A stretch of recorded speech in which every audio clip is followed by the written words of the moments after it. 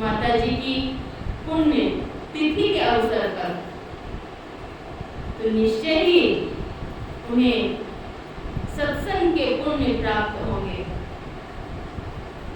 और जिस निमित्त सत्संग हुआ वह तो पुण्य उन्हें मिलेगा ही, और जिन्होंने आयोजित किए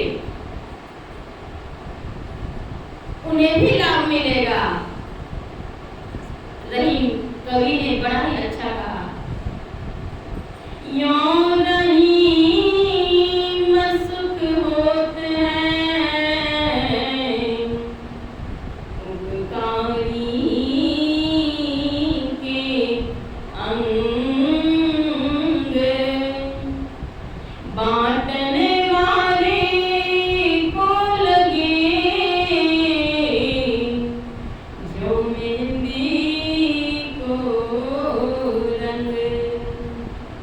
जो मेहंदी पीसते हैं उनके हाथ में स्वतः रंग लग जाता है। तो आप सभी निश्चय ही भाग्यशाली हैं कि संत सत्संग में एकत्रित हुए हैं, सम्मिलित हुए हैं। अभी हम लोग मानस के पाठ में श्रवण कर रहे हैं, नर समान नहीं कवनी देवी।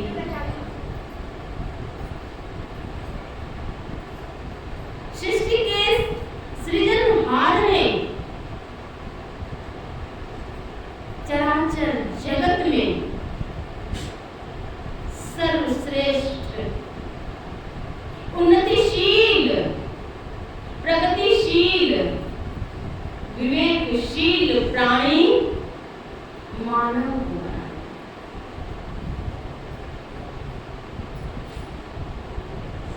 मनुष्य जन्म पाना बड़े ही भाग्य की बात है। बड़े भाग मानुष तन का, बड़े भाग्य की बात है।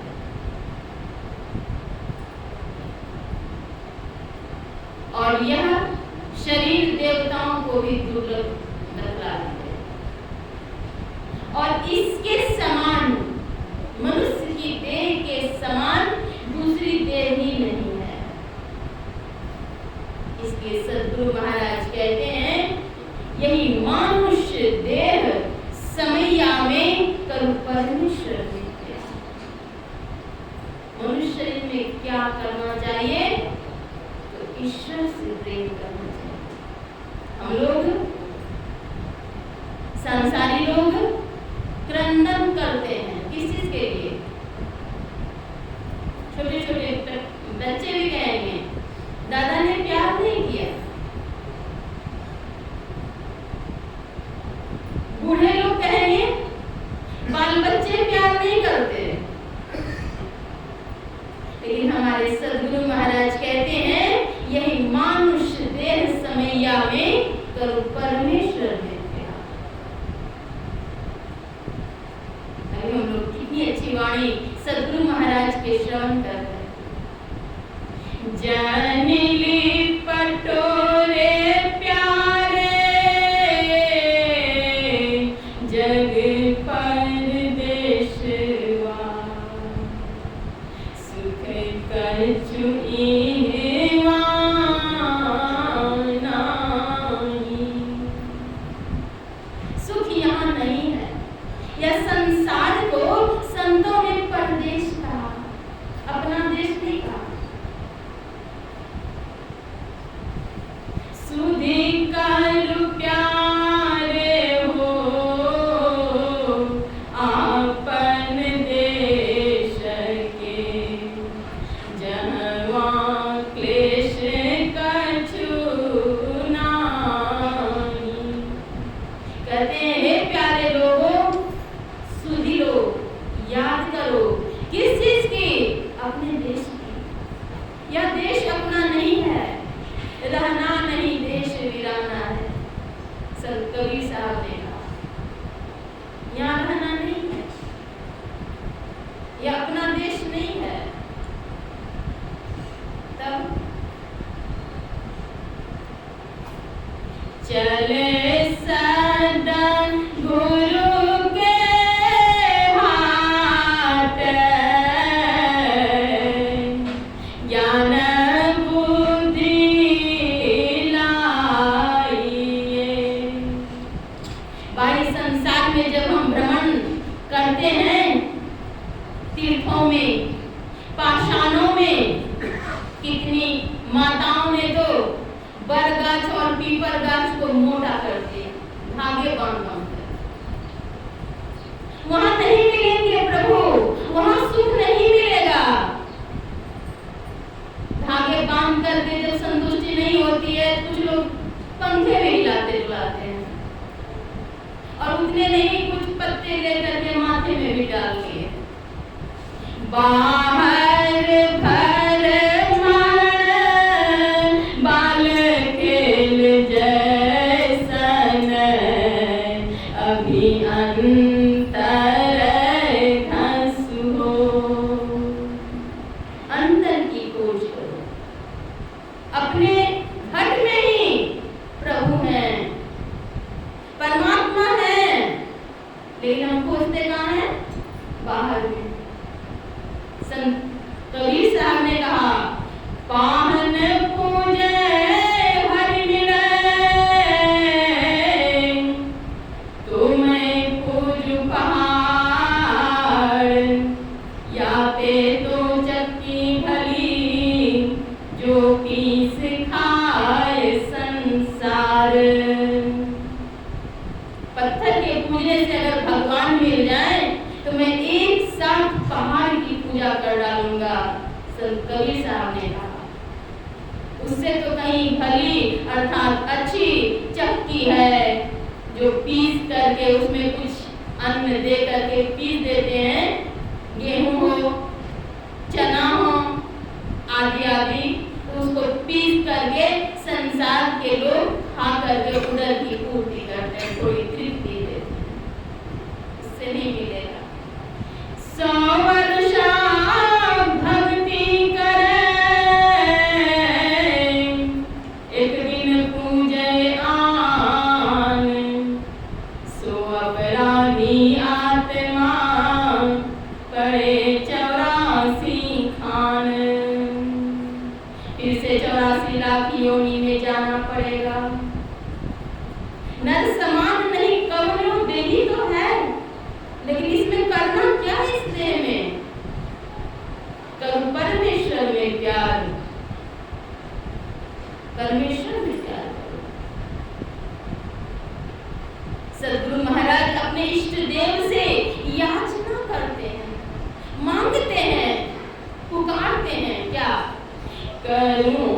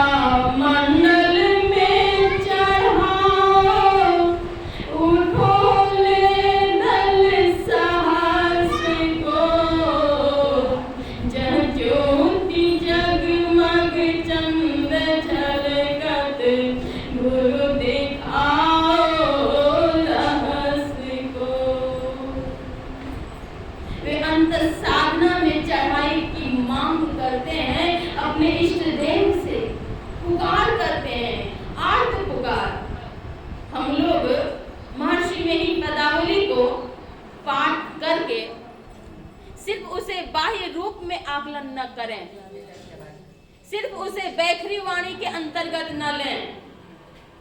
हम लोग समझें एक एक वाणी के रहस्य को। किस आर्त पुकार में प्रार्थना के शब्द लिखे गए हैं।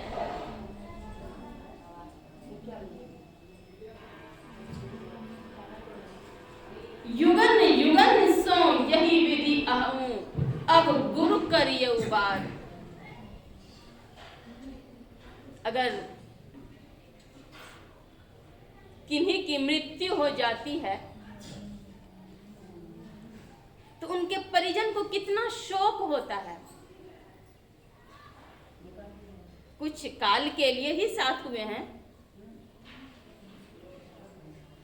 लेकिन कितना शोक होता है। यह जीवात्मा परमात्मा से विलग हो गया है, जीवात्मा विलग हुई है, और इसी अलगाव के कारण, विलगाव के कारण इस असार संसार में असह्य पीड़ा हो रही है, असह्य कष्ट झेल रहे हैं। लेकिन फिर भी हम पुकारते क्या हैं? कुछ नाती हो जाए, कुछ पोते हो जाए, आदि आदि सांसारिक चीज हम मांगते हैं, लेकिन उसमें ही सुख नहीं है। जैसे सड़सी लोह की छिन पानी छिन आग, तैसे सुख दुख जगत के सहजो तू तज भाग। जैसे सड़सी लोह, छिन पानी छिन आग, कभी आग में देते हैं, कभी पानी में देते हैं। वैसे ही सुख दुख संसार के हैं, इसलिए संत सजोबाई कहती हैं तू तज भाग। करना क्या है? सदगुरु महाराज कहते हैं, खोजो पंथी पंथ तेरे घट भीतरे। कहते हैं खोजो, घट में ही मिलेंगे। क्रिया क्या करनी पड़ेगी? गुरु को सुमिरो मीता,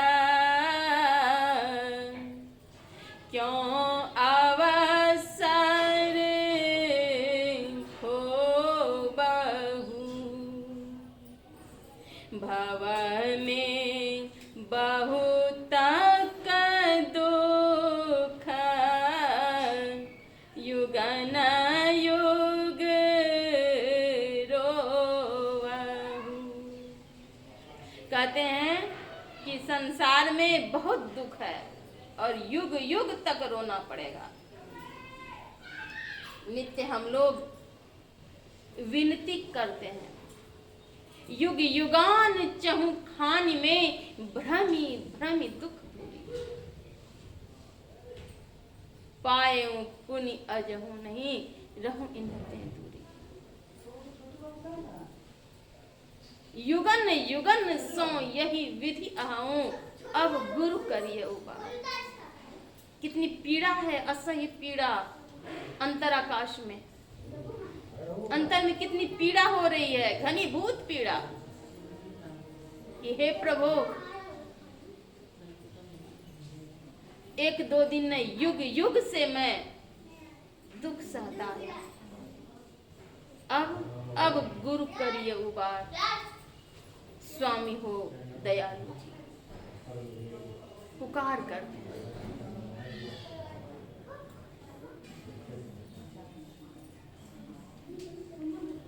मनुष्य की देह में ही भजन हो सकता है, दूसरी कोई देह नहीं है जिसमें कि भजन करके परमात्मा की प्राप्ति की जा सकती है। इसीलिए सभी संतों ने, सद्ग्रंथों ने कहा है कि मनुष्य देह सर्वोत्तम है, सर्वश्रेष्ठ है, उन्नतिशील है। अपने जीवन के बहुमूल्य सांस को व्यर्थ नहीं जाने देना चाहिए। ना जाने इस सांस का आना हो न हो। यह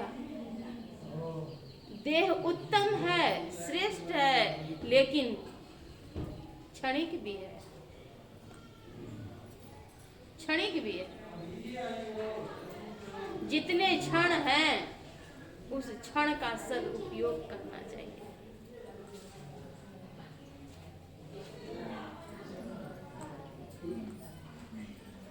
विविध मानस रोग के संबंध में हम लोग श्रवण कर रहे थे। काम, क्रोध, लोभ, मोह, ममता, अहंकार, निंदा आदि सब के संबंध में सुन रहे थे। ये सभी मनोविकार हैं, मानस रोग हैं। संत शिरोमणि गोस्वामी जी महाराज लिखते हैं कि एक व्याधि नर, एक रोग से तो व्यक्ति को इतनी पीड़ा होती है, और ये असाध्य रोग बहुत हैं। और इतने असाध्य रोग घर कर जाते हैं तो स्थिति क्या होगी? तो इस असाध्य रोग से बचने का क्या उपाय है? अगर बुखार लग जाए, ज्वर आ जाए, तो डॉक्टर साहब के पास जाने के बाद कुछ दवाई देंगे, पैरासीटामोल देंगे, आदि आदि कुछ भी देंगे। लेकिन यह जो रोग है, इस रोग के उपचार करने वाले क्या ये संसारी डॉक्टर हैं? MBBS के डॉक्टर? कहा नहीं। क्या उपचार है? तो इसके डॉक्टर कौन है?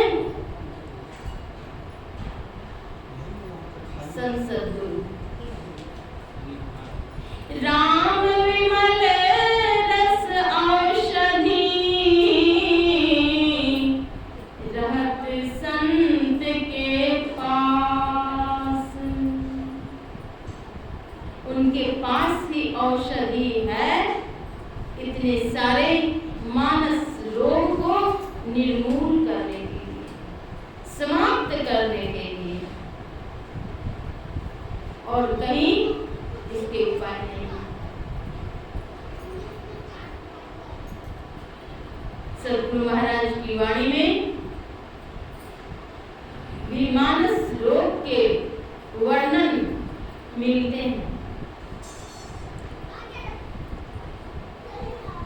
उपदेश के अंतर्गत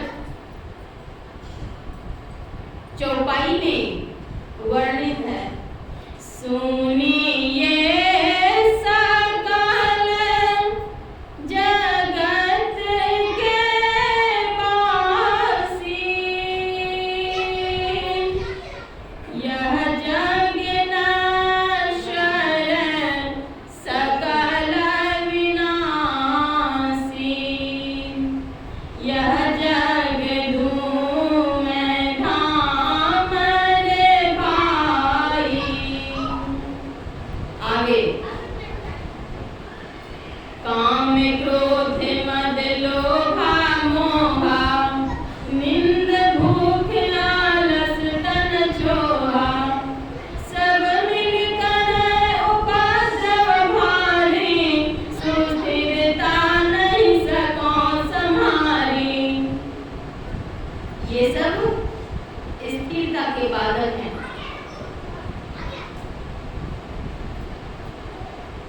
इसके लिए सत्संग करने की आवश्यकता है। सत्संग करके ही इसे निर्मूल किए जा सकते हैं। मानस रोग के अंत सत्संग करने पर ही होंगे। सत्संग दो प्रकार के हैं, एक आंतरिक और एक बाहरी।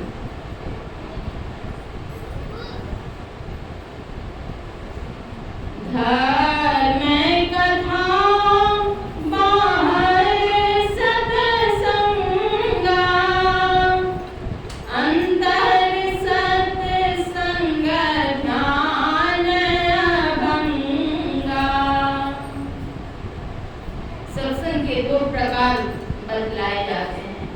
एक आंतरिक सत्संग, एक बाहरी सत्संग। मैं एक बात और भी कहना चाहूंगी आप सबों से। नन्हे मुन्ने को जब अ से अनार, ई से इमली, क से कटहल सिखा सकते हैं। 1 2 से लेकर 100 तक की गिनतियां आप सिखा सकते हैं, गिनती। तो क्या एक मानस की चौपाई नहीं? सत्संग में बैठने के अभ्यास नहीं? उसके ज्ञान नहीं? ये अभिभावक की जिम्मेदारी। हमारी संस्कृति कहाँ जा रही है?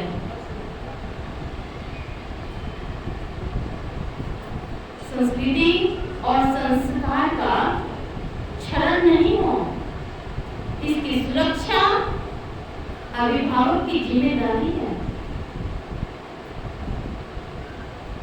जब बच्चे के जन्मदिन कोई मनाते हैं तो उनमें अभिभावक को भी मन में और बच्चों के भी मन में यही होता है कि कितने आए,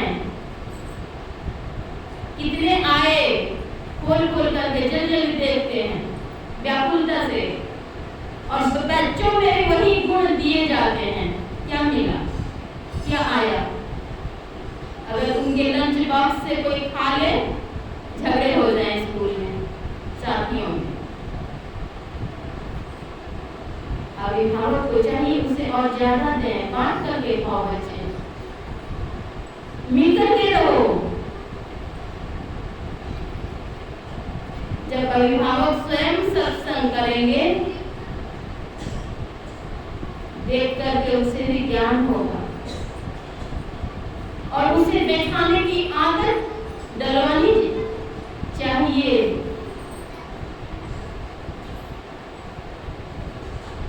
जब माता पिता ध्यान करने बैठेंगे, बच्चों को सिखाएंगे कि हल्ला नहीं करनी है, मैं ध्यान कर रहा हूँ। एक बार की बात है कि बाल्यकाल में हम लोग अपनी मौसी के यहाँ गए हुए थे, पटना। और जब हम लोग वहाँ बैठ गई ध्यान करने के लिए, सत्संग करने के लिए, तो सब मौसे के भाई बहन सब हंसे। बाल उम्र में क्या सिखा दिए? मेरी माँ से कहे कि मौसी से क्या आंख होने वाला क्या हो गया, क्या सिखा दिए? पटनिया भाषा में लोग ये मैया ये काम कर रहे, अब क्या होना है, बच्चा बच्चा क्या होना है। मेरी माँ ने कहा कि क्या तुम्हारी माँ ध्यान नहीं की है, ध्यान नहीं करती ना, आज तक ना देखा ये हाल। अब तुम्हें आश्चर्य, माँ भी अपनी बहन से, दीदी आप ध्यान नहीं करती हैं ना, ये कहाँ फुर्सत मिला है कि बचपन सब में। अरे बचपन सब में क्या लेके जाइएगा संसार से, ध्यान करना चाहिए।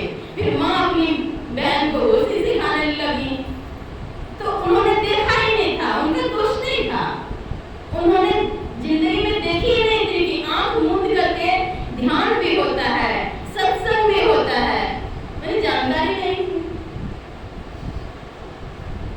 बच्चों को जानकारी ही नहीं है, वे हासिल करेंगे।